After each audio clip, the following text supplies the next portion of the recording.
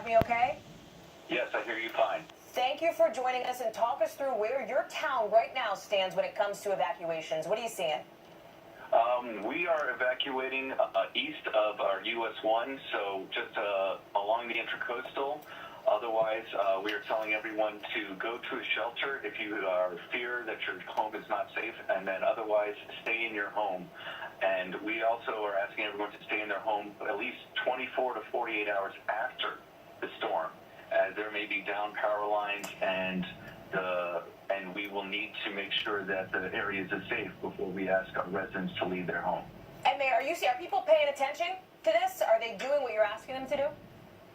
Absolutely. We've had notice of this hurricane for a while. Yeah. Some people have waited to see if there was going to be a wobble, and it hasn't.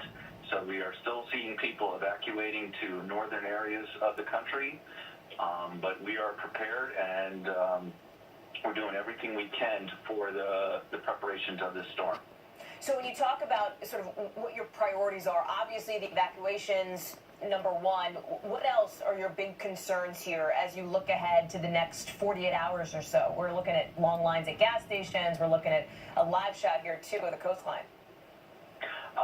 Mainly it is to make sure that everything is boarded up in your home. There will, because of the force of the storm, there will be projectiles if anything is not, tied down. So, be courageous, courteous to your neighbors, because if you have a potted plant that's not that heavy, it could be ended up being a projectile going into someone else's home.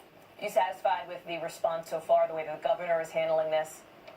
I think everyone is doing the best they can, and we are prepared as we can be. And this is our last stage to prepare. So I tell everyone, do as much as you can.